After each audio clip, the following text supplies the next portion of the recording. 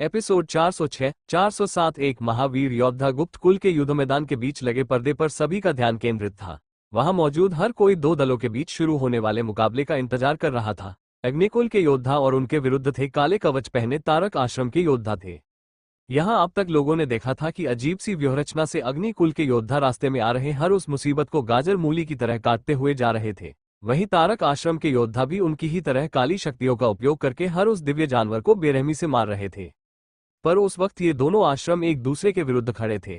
तारक आश्रम के प्रमुख योद्धा ने जब देखा कि अग्निकुल के योद्धा यहाँ शौर्य के बिना आए हैं तो उसके ओंठ अजीब सी मुस्कान के साथ मुड़ गए और उसने अपनी जीभ को ओंठों पर अजीब अंदाज में फेरा। फिर उसने अपने लोगों को गहरी आवाज में कहा, खत्म कर दो इन्हें, उसके बाद हम शौर्य का शिकार करने के लिए निकल जाएंगे। ये सुनकर तारक आश्रम के योद्धाओं ने हमला करने के लिए खुद को तैयार किया और अग्निकुल के लोगों को देखने लगे। तभी अग्निकुल के योद्धाओं का प्रमुख हंसते हुए बोला, लड़कियों तैयार हो जाओ इन भटके लोगों की अकल ठिकाने लगाने के लिए। इसके साथ ही अग्निकुल के योद्धाओं ने एक साथ कहा, गरुण घात संरचना सक्रिय। और उसके साथ ही एक सुनहरे रंग की आग से बना एक जाल उन सभी के हाथ में प्रकट हो गया और अगले ही पल उनकी व्यूहरचना सक्रिय हो गई और एक लंबा चौड़ा सुनहरे रंग का गरुण नाग उन सभी की सामूहिक शक्तियों से बनकर वहां प्रकट हो गया। तारक आश्रम के लोग कुछ समझ पाते उससे पहले ही उस नाग की सुनहरी परछाई अचानक चिंघाड़ते हुए उनके समूह के बीच घुस गई और वो जहां जहां से गुजर वहां खड़े हर उस योद्धा को उसने अपनी लकड़ी की पत्रिका को सक्रिय करने का मौका दिए बिना ही खत्म कर दिया। अगले ही पल वहां लाल रंग का धुआं उठ गया और जब धुआं हट गया वहां सभी ने देखा कि सिर्फ तारक आश्रम के योद्धाओं के काले कवच ही बचे थे, बाकी सब कुछ नष्ट हो गया था। ये नजारा बहुत ही अधिक डरावना और दिल दहला देने वाला था। बाहर बैठे दर्शक बार बार पर्दे को देखते फिर वहां बैठे शौर्य के साथियों को देखते, पर काफी देर तक किसी ने कुछ नहीं कहा। तभी किसी के जोर जोर से चिल्लाने की और उछलने की आवाज आई। ये लीना और समर थे। जब ये दोनों दल आमने सामने आए थे तो उन्होंने अग्निकुल के नाम पर सट्टा लगाया था और अब इस लड़ाई में अग्निकुल एक तरफा जीत चुका था।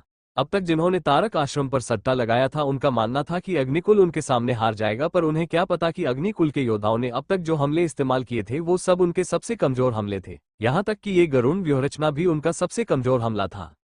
और यहाँ लीना ने अपने कुल के लिए दांव लगा दिया था, वहीं समर ने अपनी सेना के लिए ये दांव लगाया था। उसे पता था कि भविष्य में ये योद्धा ही उसके सैनिक होने वाले हैं, पर उन दोनों को इसकी बिल्कुल उम्मीद नहीं थी कि उनका ये दांव उन्हें ढेर सारा धन कमा कर देगा। वहीं दूसरी ओर शौर्य जिस सुरंग में गिरा था वहां गर्द अंधेरा था, इतना अंधेरा कि इस अंधेरे में शेरा के दांत किसी बल्ब की तरह चमक रहे थे।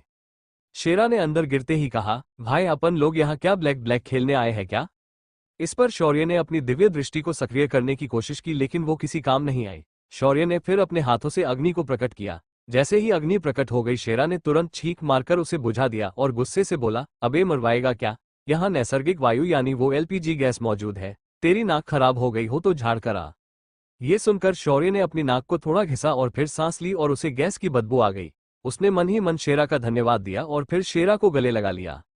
शेरा ने छटपटाते हुए खुद को शौर्य से दूर कर दिया और बोला, मैं ऐसा वैसा कुत्ता नहीं हूं, दूर हट साले। शौर्य और शेरा ऐसे ही एक दूसरे से झगड़ते हुए अंधेरे में आगे बढ़ते रहे। तभी शौर्य का पैर किसी चीज से टकराया और वो गिरते गिरते बच गया। शौर्य का दिमाग काफी ज्यादा हिल चुका था तो उसने गुस्से से उस चीज को लात मारी और अगले ही पल एक बेहद दर्दनाक चीख उसके कानों पर पड़ी। ये चीख किसी जानवर की चीख थी। तभी शेरा बोला, भाई अब तो ये मत कहना कि यहाँ कोई जानवर है और अभी जो तुमने लात मारी वो उसी जानवर को मारी है। शौर्य ने अजीब सा मुंह बनाया और बोला, शेरा अपनी तो लग गई रे, अब भागना पड़ेगा। इस अंधेरे में वो जानवर कैसा है ये तो पता नहीं, पर उसकी आवाज काफी खतरनाक है। ये सुनकर शेरा का भी मुंह बन गया और बोला, कश हमारे पास इलेक्ट्रिक टॉर्च होती तो हम उसे ठीक से देख पाते। ये सुनकर शौर्य ने अपने रिंग से एक छोटी टॉर्च निकाली और बोला, ये देखो मेरे पास पृथ्वी से लगे सामान में मैंने इसे रखा था। शेरा ने जब शौर्य के हाथ में टॉर्च को देखा तो उसे ऐसा लगने लगा कि उसके स्वामी के एक से ज्यादा पेंच ढीले हो चुके हैं। उसका मान तो कर रहा था कि वो शौर्य को पकड़े और जबरदस्त धुलाई कर दे। शेरा ने गुस्से से कहा, अब निकाली है तो उसे चालू भी कर, या उस जानवर को हमें निगलने का इंतजार कर रहा है क्या? ये सुनकर शौर्य ने तुरंत टॉर्च को चालू किया और उस अंधेरे में उजाला हो गया। उजाला होते ही दोनों ने सबसे पहले जो देखा वो थी दो हरी चमकदार आंखें जो उन दोनों को ही घूर रही थी। उन दो आंखों से नीचे एक बड़ी से नाक थी और उस नाक के नीचे बड़े बड़े से दांतों का पिंजरा था।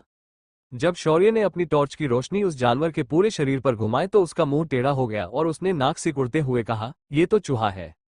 तभी शेरा बोला, अब एक घोचू चूहा है वो, पर वो बहुत बड़ा चूहा है, वो डायनासोर चूहा है, भाग जल्दी यहाँ से। ऐसा कहकर शेरा एक दिशा में तेजी से भागने लगा। शौर्य भी तुरंत उसके पीछे भागने लगा, पर वो जानवर उन दोनों को भागने नहीं देना चाहता था। उसने एक जोरदार फूंक मारी और गंदी बदबूदार हवा हर तरफ फैल गई। ये देखकर शौर्य को बहुत गुस्सा आया और बोला, साला अभी अभी नाक ठीक से काम कर रही थी और तुमने अब ये बदबू मेरे नाक में घुसेड़ दी। मैं तुम्हें जिंदा नहीं छोड़ूंगा। ऐसा कहकर शौर्य ने उस जानवर के मुंह को निशाना बनाया और आग का एक गोला उसकी ओर फेंक दिया। उस जानवर ने आग को अपनी तरफ आते देखा और उसने अपने दोनों ओंठों को जोड़कर आसपास की हवा को खींचा और उसे उस आग के गोले के ऊपर फूंक दिया। अगले ही पल वही आग किसी स्प्रे की तरह शौर्य की तरफ बढ़ गई, जिसे देखकर शेरा गुस्से से चिल्लाया, अबे तुझे ऐसे वक्त में भी आग का ही गोला मिला था मारने के लिए? यहाँ सिर्फ नैसर्गिक गैस है जो ज्वलनशील होती है, अपनी तो जिंदगी खराब है। ऐसा स्वामी मेरे गले कैसे पड़ गया? शेरा तेजी से आगे दौड़ते हुए शौर्य को कोसे जा रहा था और शौर्य भी हाथ में टॉर्च लिए शेरा के पीछे ही भाग रहा था। शौर्य को जब लगा कि वो लोग उस आग के प्रभाव क्षेत्र से बाहर आए हैं तो उसने रुककर पीछे देखा। शौर्य ने देखा कि कोने में खड़ा वह चूहा उन दोनों को घूर रहा था। शौर्य ने खुद को शांत किया और फिर एक गहरी सांस लेकर बोला, इस चूहे की शक्ति लगभग एक स्वर्ग स्तर के योद्धा के बराबर है और मैं कब से स्वर्ग स्तर के योद्धा से डरने लगा। फिर शौर्य ने अपनी शक्तियों को मुक्त किया और अपने हाथ की टॉर्च को शेरा में मुंह में पकड़ा दिया। फिर शौर्य ने एक मुस्कान के साथ उस चूहे को देखा और अपनी बाजुओं को पीछे खिसकाया और फिर आगे बढ़ गया। शौर्य ने उस चूहे के ऊपर उछलकर एक जोरदार मुक्का मार दिया। चूहा, जो अब तक सोच रहा था कि शौर्य एक कमजोर साधक है, उसने अपने जगह से हिलने की भी कोशिश नहीं की और उस मुक्के को सीधा अपने शरीर से लगाने दिया। शौर्य का मुक्का सीधा उस चूहे के जबड़े के निचले हिस्से पर लग गया, जिस वजह से एक धड़ाम की आवाज हुई और उस चूहे का पूरा जबड़ा खिसक गया। चूहे ने एक जबरदस्त आवाज निकाली और उसका सिर जमीन पर गिर गया। शौर्य ने उसके जबड़े को पकड़ा और उस पर और 2-4 मुक्के बरसा दिए। चूहे को चक्कर आने लगे और उसका सिर घूमने लगा। शौर्य की मार से चूहे ने बिल्कुल भी कोई प्रतिक्रिया नहीं दी और वो बेचारा बेवजह पिता गया। जब चूहा बेहोश होने लगा तो शेरा भी शहर बनकर उसके पास आया और उसने भी अपने पंजों से उस पर हमला कर दिया, जिस वजह से चूहे की गर्दन कट गई और वो मर गया। शौर्य ने फिर खुद से ही कहा, ये क्या हो रहा है यार, मैं अब भगवान बनने जा रहा हूँ और मेरे अंदर की कुछ इंसानी आदतें अभी भी वैसी की वैसी ही है। शौर्य ने उसके बाद उस चूहे के शव को अपनी लकड़ी की पत्रिका में रख दिया और फिर आगे बढ़ने लगा। टॉर्च की वजह से शौर्य देख सकता था कि ये सुरंग काफी प्राचीन है और उसके अंदर कई सारे रास्ते बने हुए हैं, पर शौर्य ने दूसरे रास्ते पर जाने की बजाय जो रास्ता पकड़ा है उसी पर चलना जारी रखा। कुछ देर तक चलते रहने के बाद शौर्य और शेरा एक खाई के पास पहुंच गए। यहां आकर उन्होंने देखा कि सुरंग पूरी खत्म हो चुकी है और बीच में एक गहरी खाई है और दूसरी तरफ एक दूसरी सुरंग है, पर इन सुरंगों को जोड़ने के लिए वहां सिर्फ मिट्टी से बना उबड़-खाबड़ रास्ता है। शौर्य ने अपने मन में कहा, जय बजरंगबली, और उसके साथ ही उसने उस रास्ते पर कदम रख दिया।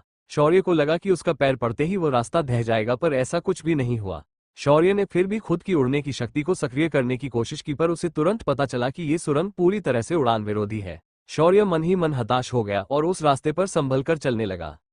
उसके पीछे जैसे ही शेरा ने कदम रख दिया वो रास्ता हल्का सा कानो गया और रास्ते के ऊपर दरारें दिखाई देने लगी। शौर्य की आंखें हैरानी से बड़ी हो गई और वो चिल्लाया, कुत्ते कमीने, तुझे किसने कहा था पैर रखने के लिए? अब भाग साले। ऐसा कहकर शौर्य तेजी से पूरी ताकत लगाकर भागने लगा। उसके पीछे शेरा भी दुम दबाकर भागने लगा। भागते भागते शेरा अचानक बोला, अबे हम डर क्यों रहे हैं?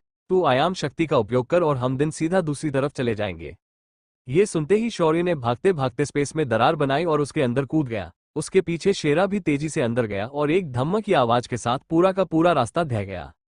इधर रास्ते के दूसरे छोर पर शौर्य और शेरा दरार से बाहर आकर उतर गए। शौर्य ने अपना सिर खुजाते हुए कहा, अच्छा हुआ तुमने याद दिलाया, वरना हम दोनों भी इस खाई के तल में चले गए होते। इस पर शेरा ने गुस्से से कहा, तुम अपने याददाश्त पर पहले काम करना शुरू करो, तुम दिन बेदिन भूले जा रहे हो।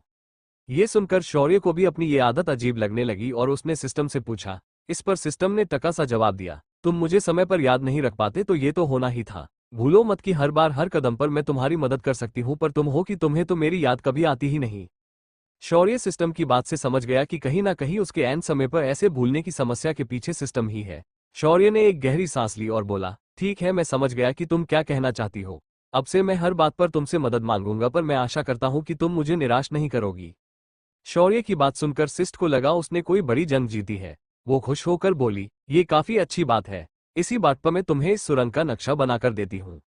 ऐसा कहकर सिस्टम ने शौर्य के सामने एक होलोग्राफिक त्रिआयामी चित्र दिखाया। ये चित्र असल में उस सुरंग का नक्शा था। सिस्टम ने अलग जगहों पर लाल और हरे निशान बनाकर रखे थे। हरे रंग वहां छुपे संभावित खजाने को दर्शा रहे थे और लाल निशान वहां मौजूद खूंखार जानवरों को दर्शा रहे थे। शौर्य ने शेरा की ओर देखा और जमीन पर होलोग्राफिक नक्शे की हूबहू प्रतिकृति बनाना शुरू किया और शेरा से बोला, ये है इस सुरंग की रचना और हम इस वक्त सुरंग के सबसे निचले हिस्से में हैं। पूरी रचना को गौर से देखने के बाद शेरा बोला, भाई ये कहाँ आ गए हम? ये कौन सी जगह है? ऐसा कुछ भी हो सकता है? शौर्य ने भी हाँ में सिर हिलाया और बोला, अब जो है सो है, लेकिन चिंता करने की बात नहीं है, हम लोग अब अपेक्षित खतरे को इस नक्शे की मदद से टाल सकते हैं। ऐसा कहकर शौर्य और शेरा सबसे नजदीकी खजाने की ओर निकल गए। रास्ते में शौर्य और शेरा का सामना ऐसे कई चूहों से हुआ, पर इस बार शौर्य सीधा उन्हें बिना मौका दिए मारे जा रहा था और सिस्ट की मदद से आगे बढ़े जा रहा था। शौर्य और शेरा कई बार कभी दाएं कभी बाएं तो कभी सीधा होते हुए आखिर में उस जगह पर पहुंच गए जहां पर वो पहला खजाना था। यहां आते वक्त शौर्य ने इस रचना का अच्छे से अभ्यास भी किया और उसे महसूस हुआ कि ये सुरंग की रचना काफी हद तक किसी इमारत की तरह है। इस इमारत के अंदर 10 मंजिलें थी और हर एक मंजिल पर उन्हें एक एक खजाना मिलने वाला है। यही सोचते हुए शौर्य और शेरा पहले खजाने के सामने पहुंचे। शौर्य के सामने 2 जोड़ी जूते दिखाई दे रहे थे जो सुनहरे रंगों से चमक रहे थे। तभी सिस्टम की आवाज आई, होस्ट आपके लिए एक नया मिशन जनरेट हुआ है, क्या आप उसे देखना चाहेंगे? अब क्या करेगा शौर्य? क्यों सिस्टम ने शौर्य को ये नया मिशन दिया है? क्या राज है इस 10 मंजिला इमारत का? क्या शौर्य इस जगह से कभी बाहर भी निकल पाएगा? शौर्य और शेरा उस गुप्त सुरंग के अंदर सिस्टम की मदद से पहले खजाने पास पहुंच गए। जब शौर्य ने अपने सामने 2 चमकदार जूतों को देखा तो सिस्टम की आवाज आई, होस्ट आपके लिए एक नया मिशन मिला है। मिशन, डायमेंशनल तत्व से बने सूट को पूरा करना। पुरस्कार, इस मिशन को पूरा करने पर होस्ट को आयामी देवता वेद के चांद पर जाने का मार्ग मिल जाएगा। मिशन अवधि 24 घंटे। मिशन पूरा ना होने पर होस्ट के कर्ण कवच को छीन लिया जाएगा। शौर्य को मिशन मिलने पर अच्छा लगा था, पर जैसे ही कारण कवच को छीनने की बात हुई शौर्य ने चिल्लाते हुए कहा, ये कवच मेरा है सिस्टम, इसे मैंने तुमसे नहीं लिया था, मैंने इसे खुद ढूंढा था, तो इस पर अपनी लालची नजरें डालना बंद करो। तभी सिस्टम ने उसकी बात को उड़ाते हुए कहा, वो सब मुझे पता नहीं, मुझे इतना पता है कि तुम्हें ये मिशन जल्द से जल्द पूरा करना है, वरना मैं इस कवच को नष्ट कर दूंगी। शौर्य ने हताशा से सांस छोड़ी और आगे बढ़ने लगा। उसने सबसे पहले जाकर उन सुनहरे रंग में चमकने वाले जूतों को हवा से नीचे उतारा और अपने पैरों में पहन लिया। पर जैसे ही वो जूते उसके पैरों से चिपक गए वैसे ही शौर्य के पैर जमीन में धंसने लगे, या कह सकते हैं कि जमीन पानी की तरह हो गई और जितने उसके जूते थे उतना अंग जमीन में धंस गया। ये देखकर शौर्य ने तुरंत उन जूतों को निकाला और अंगूठी में डाल दिया और सिस्टम से बोला, सिस्टम ये क्या बला थी? भला कोई जूते पहनने वाले के ही जमीन में गाड़ देंगे? ये तो कोई बकवास चीज है यार, मैं इनकी वजह से जमीन में धंस जाता। शौर्य को ऐसे बच्चों की तरह कंप्लेन करते देख सिस्टम ने धीरे से कहा, होस्ट ये डायमेंशनल सूट का हिस्सा है, अपने इन्हें ऐसे ही पहन लिया तो ये ऐसी की हरकत करेंगे। आपको पहले पूरे सूट को खोजना है, तब जाकर ये आपके किसी काम आएंगे। ये सुनकर शौर्य मन ही मन बड़बड़ाया और बोला, पहले बोलना था ना, मेरा ऐसे पोपट थोड़े ही होता। जैसे ही शौर्य पीछे मुड़ा तो उसने देखा कि शेरा अंधेरी सुरंग की तरफ देख रहा था, जहां अभी अभी कुछ चमकीले गोल घेरे बन रहे थे और उनके अंदर कुछ बाहर निकल रहा था। शौर्य ने अपनी टॉर्च को चालू किया और उस तरफ लाइट मारी और उसकी आंखें बड़ी बड़ी हो गई। उसके सामने हजारों की संख्या में भेड़िए प्रकट हो गए थे, पर ये साधारण भेदी बिल्कुल नहीं थे। ये दैवीय जानवर थे, पर साथ ही ये जीवित नहीं थे, बल्कि ये मुर्दा दैवीय भेड़िए थे। शौर्य ने मन ही मन सिस्टम से कहा, मेरी मां सिस्टम ये क्या बला है? तभी सिस्टम की आवाज आई, होस्ट ये मुर्दा आदमखोर भेड़ियों की लाशें हैं, इन्हें यहाँ इस खजाने की रक्षा के लिए रखा गया होगा। तब शौर्य चिढ़ते हुए बोला, अरे पर खजाना लेने के बाद थोड़े ही कोई ऐसे प्रकट होता है, रक्षा करनी है तो पहले प्रकट होना था ना। तभी सिस्टर ने कहा, होस्ट इसमें आपकी गलती है, अपने ही शॉर्टकट इस्तेमाल किया था जिस वजह से आप सीधे आने की बजाय पिछले दरवाजे से यहाँ आए हो, तो अब अगर आपको आगे जाना है तो इन्हें खत्म करना ही होगा। ये सुनकर शौर्य ने अपने कंधे उचकाए और एक गहरी सांस छोड़कर शेरा से बोला, शेरा लगता है अगर हमें आगे जाना है तो हमें इन्हें खत्म करना ही होगा। मुझे माफ करना शेरा, पर तेरे ये पूर्वज आज मेरे हाथों कुत्तों की मौत मरे जाएंगे, मतलब ये पहले ही मरे हुए हैं पर ये अब मुक्त हो जाएंगे। ऐसा कहकर शौर्य ने चंद्रहास को कंधे पर रखा और मन ही मन बोला, यार मुझे रक्त साम्राज्य की बहुत याद आ रही है, पता नहीं वो अब अद्विका के साथ कैसी है। अगर वो यहाँ होती तो इन मुर्दों को मारने के लिए पागल हो चुकी होती। वहीं तुम चंद्रहास बिल्कुल ठंडी हो, ना तुम्हें कुछ उत्सुकता होती है और ना ही तुम कभी आगे बढ़कर किसी को मारने के लिए तैयार होती हो। ये सुनकर शौर्य के कंधे पर रखी चंद्रहास एकदम से हत्यारण आभा को बाहर छोड़ने लगी और बोली, मास्टर ऐसा नहीं कि मुझे मारने में मजा नहीं आता, पर ऐसे कमजोर जीवों पर मैं अपनी ताकत जाया नहीं करती। पर आज मैं आपको दिखाऊं कि मैं भी रक्त साम्राज्य से बेहतर हूँ। वो बस एक भगवान विश्वकर्मा द्वारा बनाई तलवार है, पर मुझे स्वयं महादेव ने बनाया है, तो हम दोनों में अंतर तो होगा ही। चंद्रहास को ऐसे चिढ़ते हुए देखने शौर्य की मुस्कान तेई हो गई और वो दहाड़ते हुए बोला, तो चलो फिर मुझे दिखाओ कि तुम कितनी ताकतवर हो। ऐसा कहकर शौर्य उन भेड़ियों की तरफ दौड़ पड़ा, पर शेरा अपनी जगह से नहीं हिला। वो बस उन भेड़िया को देख रहा था। इस वक्त उसकी आंखें एकदम भावहीन आग रही थी, क्योंकि शेरा उन भेड़ियों का दर्द समझ सकता था। अपनी आत्माओं के साथ उन भेड़ियों को मारकर यहाँ सारणीबद्ध तरीके से कैद करके रखा था। ये काफी भयानक तरीका था, जो शेरा को बिल्कुल भी अच्छा नहीं लगा। शौर्य के सामने 1000 भेड़ियों का एक पूरा झुंड था और वो सब बस उसे खा जाने की नजरों से देख रहे थे। चंद्रहास ने अपनी पवित्र रोशनी को अपने ऊपर प्रकट किया और शौर्य ने अपनी तलवार तकनीक को सक्रिय किया। आज तक शौर्य अपनी तलवार को बनाया ना किसी तकनीक के इस्तेमाल कर रहा था और अंधाधुंध तबाही मचाता था, पर आज पहली बार उसे एक तकनीक इस्तेमाल करने की इच्छा हुई। उसने अपने दोनों हाथों की पकड़ चंद्रहास पर मजबूत की और फिर अगले ही पल उसने दहाड़ मारी, आत्मा आघात, और उसके साथ ही उसने चंद्रहास को बराबर अपने सिर के ऊपर सीधा उठा लिया और गोल घूमते हुए एक तलवार धार को उन भेड़ियों की तरफ छोड़ दिया। तलवार धार की चमकदार रोशनी उन भेड़ियों की तरफ चली गई। जिसे आता देख भेड़ियों ने उससे बचने के लिए तुरंत छलांग लगाई, पर यह तलवार धार आत्मा पर आघात करती थी। और वहीं हुआ, ये तलवार धार की सिर्फ रोशनी भी जिन भेड़ियों के ऊपर पड़ी उनके शरीर के अंदर कैद उनकी आत्मा तुरंत मुक्त हो गई। जहां जहां से वो तलवार धार गुजरी वहां खड़े सारे भेड़िए एक के बाद एक जमीन पर गिरते गए। शौर्य ने अपना ये हमला 2 और बार किया और वो पूरा गलियारा भेड़ियों की लाशों से भर गया। धैर्य ने अपनी 2 उंगलियों को चंद्रहास के पाते पर घुमाई और चंद्रहास का पाता काली नर्क अग्नि की परत से भर गया। शौर्य ने चंद्रहास को आड़ा पकड़ा और एक और दांव चला। अस्थि विघटन, और इसके साथ ही वहां पड़ी लाशें काले रंग की तलवार धार के चपेट में आ गई और धूल में बदल गई। पूरा गलियारा अब शांत हो चुका था। भेड़ियों की गुर्राहट शांत हो गई। शौर्य ने शेरा को देखा और बेशर्मी से बोला, थैंक्स बोलने की जरूरत नहीं है, मैंने तुम्हारे इन पूर्वजों को मुक्त कर दिया है। ऐसा कहकर शौर्य कंधे पर चंद्रहास को लिए आगे बढ़ने लगा। पीछे से शेरा ने शौर्य की पीठ को देखा और मन ही मन बोला, तू सच में एक भगवान है, इन लोगों को मुक्त करने के लिए धन्यवाद। ऐसा कहकर शेरा ने सिर झुकाया और धन्यवाद दिया। इधर शौर्य ने उसके बाद आगे बढ़ते रहना जारी रखा। उसका ध्यान पूरे समय सिस्टम की स्क्रीन पर दिख रहे उस त्रिआयामी नक्शे पर था। तभी उसने 5 पीले बिंदुओं को अपने सामने की गुफा में प्रकट होते देखा। उसने सिस्टम से बिना देरी किए पूछा, सिस्टम अब ये पीले निशान क्या है? इस पर सिस्टम बोली, होस्ट ये इंसान है जो अभी अभी तुम्हारी तरह इस सुरंग में आ गिरे हैं। अभी तक मैं ये तय नहीं कर पाई कि ये दोस्त है या दशम, तो मैंने उन्हें पीले रंग से चिन्हित कर रखा है। ये सुनकर शौर्य ने शेरा को देखकर आवाज लगाई, शेरा जल्दी चलो, हमें कुछ इंसान मिले हैं यहाँ, हमें उनकी मदद करनी चाहिए। ये सुनकर शेरा तुरंत शौर्य के पास आया और बोला, भाई रुक जा, पहले तुझे ये पता होना चाहिए कि तू इन्हें मदद तो करना चाहता है, पर क्या ये तेरी मदद लेंगे? क्योंकि बाहर सभी ने तेरी हरकतों को देखा है और अब हर कोई तुम्हारा दुश्मन बने बैठा है। ये सुनकर शौर्य सोच में पड़ गया। फिर भी उसने एक गहरी सांस ली और बोला, चाहे जो भी हो, पहले हम उनसे मिलेंगे और गिर तय करेंगे कि इन्हें मार दिया जाए या छोड़ दिया जाए या बचा लिया जाए। फिर शौर्य ने अपने चेहरे और कपड़ों को बदल दिया। शेरा ने भी अपने शरीर को झटका और वो पूरी तरह काले कुत्ते में बदल गया। शौर्य ने ये देखा तो बोला, यार उस रूप में तुम काफी अच्छे लगते हो। तभी शेरा ने फटकारते हुए कहा, हाँ हाँ मालूम है, अपन को चल आगे देख। शौर्य और शेरा तेजी से उन 5 लोगों की तरफ बढ़ने लगे, पर तभी सिस्टम के उस नक्शे पर ढेर सारे लाल निशान उन लोगों की तरफ बढ़ते हुए दिखाई दिए। ये देखकर शौर्य ने अपनी दौड़ने की गति को और तेज कर दिया। शेरा भी उससे कम नहीं था। इधर उसी सुरंग में 5 लोग फंसे हुए थे। इनमें से 2 खूबसूरत और प्यारी सी लड़कियां थी तो 3 लड़के थे। इन्होंने चांदी के रंग के कपड़े पहने थे। इन सभी को देखकर साफ पता चल रहा था कि ये सभी लोग किसी गुरुकुल से संबंध रखते हैं। इनमें से एक लड़की जिसके बाल सर पर जुड़े में बंधे हुए थे और उसके हाथ में भाला था, उसका नाम था मेघना। उसके साथ जो दूसरी लड़की थी जो बर्फ सी ठंडी लग रही थी और उसके चेहरे पर कोई भाव नहीं थे और उसकी नजरें ऐसे थी मानो उसके सामने जो भी आए उसने उससे कुछ उधार लिया हो। फुल ऑन एटीट्यूड वाली टाइप लड़की, जो कम बोलती थी पर लाख रुपए की एक ही बात बोलती थी। इसका नाम था प्रेमा। उनके साथ जो लड़के थे वो सब भी अच्छे खासे दिखते थे और उनका शरीर भी काफी गठीला मालूम हो रहा था। तीनों भी खाते पीते परिवार के लग रहे थे। उनके पास महंगे महंगे हथियार थे और उनके कपड़ों पर महंगे कवच थे। इससे साफ पता चल रहा था कि ये जिस भी गुरुकुल से आते हो वहां ये जरूर ही दबंग होंगे। इनमें से एक का नाम था अमोल, दूसरा उसका भाई था अनमोल और तीसरा था गुरु। ये 5 लोग स्वर्ग स्तर की साधना प्राप्त कर चुके थे। इनकी आंखों में घमंड साफ दिखाई दे रहा था। अकड़ तो ऐसी थी कि अगर इन्हें मोड़ दिया जाए तो ये टूट जाएंगे पर झुकेंगे नहीं। ये 5 लोग सुमात्रा गुरुकुल के शिष्य थे।